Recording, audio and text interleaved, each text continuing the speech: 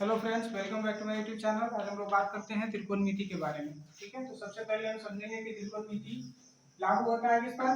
समकोण त्रिभुज पे आधारित है। ठीक है, तो समकोण त्रिभुज के बारे में समझेंगे। तो समकोण त्रिभुज यानी कि वैसा त्रिभुज जिसका एक कोण क्या हो, 90 डिग्री हो। ठीक है, तो इसमें 90 डिग्री के सामने का जो साइड है, भुजा है, उसको बोलते हैं कर्व यानी हाइपोटेनस। ये क्या होता है? फिक्स होता है। बाकी जो आधार और लंब है वो एंगल के हिसाब से चेंज होता है। जैसे हम इस एंगल का बात करें तो ये आधार हो जाएगा और ये सामने वाला लंब हो जाएगा। जबकि हम इस एंगल का बात करेंगे तो ये आधार हो जाएगा और ये लंब हो जाएगा। यानी कि कर्व फिक्स होता है और लंब और आधार जो है वो कोण के हिसाब से बदलते रहते हैं। ठीक है, इस चीज को समझिए। अब फॉर्मूला क्या है पाइथागोरस का? कि समकोण त्रिभुज में कर्ण का वर्ग अन्य दो भुजाओं के वर्गों के योग के बराबर होता है। यानी कि हाइपोटेनस का स्क्वायर इक्वल टू परपेंडिकुलर का स्क्वायर प्लस बेस का स्क्वायर। ठीक है, तो हाइपोटेनस अगर हम ले तो ये स्क्वायर उधर जाएगा, रूट हो जाएगा, तो root under P square plus P square. अगर हमको पी स्क्वायर निकालना हो तो एच स्क्वायर माइनस क्या हो जाएगा, बी स्क्वायर।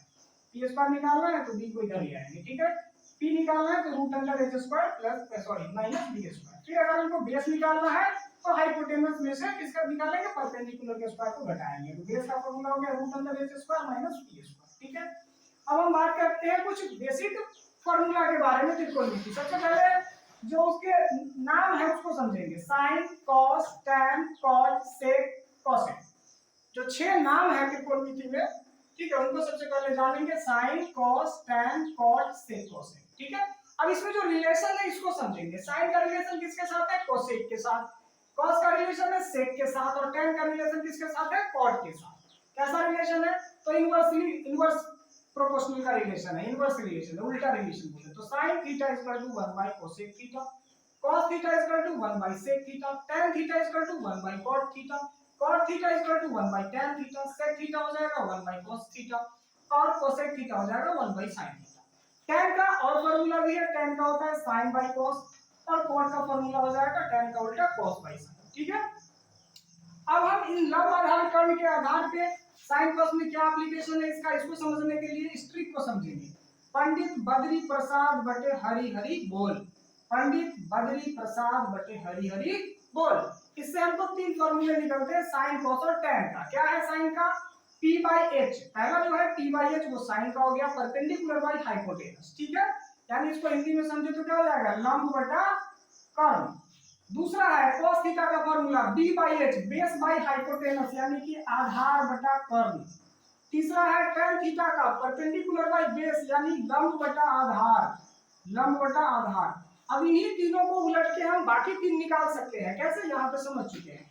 cot थीटा हो जाएगा tan का उल्टा यानी परपेंडिकुलर बाई बेस tan का है तो बेस बाई परपेंडिकुलर यानी कि आधार बटे लंब हो गया कॉट का। फिर सेक का समझे कॉस का उल्टा, यहाँ b बाई एच है तो h बाई b यानी कि कर्ण बटे आधार, ये हो गया हमारा।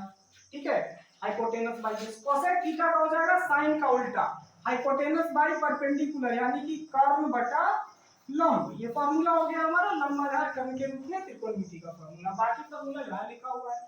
इसके अलावा भी फार्मूला है sin square theta plus cos square theta 1 होता है। अगर यहाँ से हम sin स्क्वायर थीटा को निकाले तो 1 माइनस cos स्क्वायर थीटा हो जाएगा। अगर sin के वैल्यू को निकाले तो root under 1 minus cos square theta हो जाएगा। फिर उसी प्रकार से अगर हम cos स्क्वायर थीटा को निकाले तो 1 माइनस sin स्क्वायर थीटा हो जाएगा। cos थीटा निकाले तो root under 1 minus sin square theta हो जाएगा। फिर tan और sec का रिलेशन है 1 plus tan square theta is equal to sec square theta. उसी प्रकार से tan स्क्वायर थीटा को इधर रखे तो sec square theta minus 1, tan theta बराबर हो जाएगा root under sec square theta minus 1, क्योंकि स्क्वायर हटेगा उधर रूट चढ़ेगा। sec square theta minus tan square theta हो जाएगा 1। इसी प्रकार से 1 plus cot square theta is equal to cosec square theta. cot square theta को इधर रख लिए तो cosec square theta minus 1, cot theta को रख लिए तो स्क्वायर कर दिया रूट चढ़ गया, root under cosec square theta minus 1। फिर cosec square theta minus cot square theta भी 1 होता है। ठीक है, अब हम समझेंगे ट्रिगोनोमेट्रिक टेबल के बारे में। जो डिग्री का वैल्यू है 0 टू 90 वो कैसे निकलता है, 0 से 90 डिग्री के वैल्यू के बारे में समझेंगे।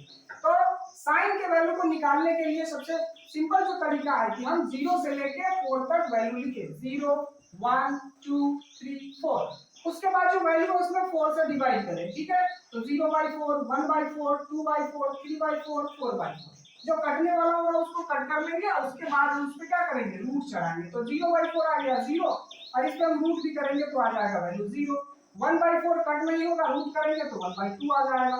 2/4 कट करेंगे 1/2 आ जाएगा, रूट करेंगे तो 1/2 हो जाएगा।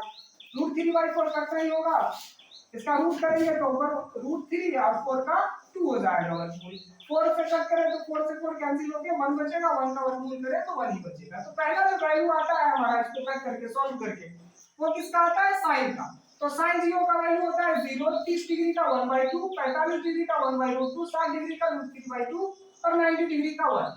जब हमको साइन का वैल्यू निकल जाता है तो साइन के वैल्यू को हम रिवर्स कर दें तो हमारा कॉस का वैल्यू निकल जाएगा, ठीक है।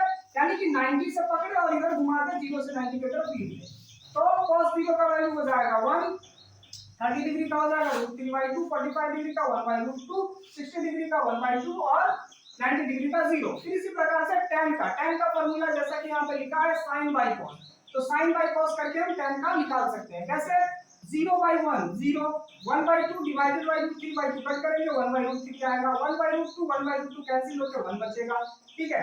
√3/2 डिवाइडेड बाय 1/2 करेंगे √3 आएगा, 1/0 को जब सॉल्व करेंगे यहाँ पे क्या हुआ है तो क्या आएगा, अनडिफाइंड।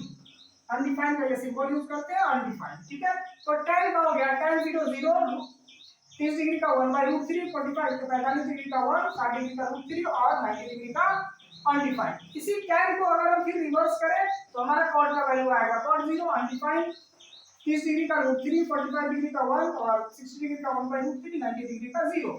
इसी प्रकार से sec का क्या फॉर्मूला है, sec का फॉर्मूला है 1/cos, तो cos को इन्वर्स करें, उल्टा करेंगे तो हमारा sec का वैल्यू निकलेगा। जैसे 1/1 1 रह गया, √3/2 को उल्टेंगे 2/√3 हो गया, 1/2 को उल्टेंगे √2 हो गया, 1/2 को उल्टेंगे 2 हो गया और 1/0 करेंगे फिर से अनडिफाइंड आएगा, ठीक है। तो हमारा sec का हो गया sec 0 का 1 हो गया, 30 डिग्री का 2/√3, 45 डिग्री का √2, 60 डिग्री का 2 और 90 डिग्री का अनडिफाइंड। फिर हम sec को जब रिवर्स करेंगे तो हमारा cosec का वैल्यू निकलेगा, cosec 0 अनडिफाइंड 30 डिग्री का 2, 45 डिग्री का √2 और 60 डिग्री का 2/√3, 90 डिग्री का 1, ठीक है।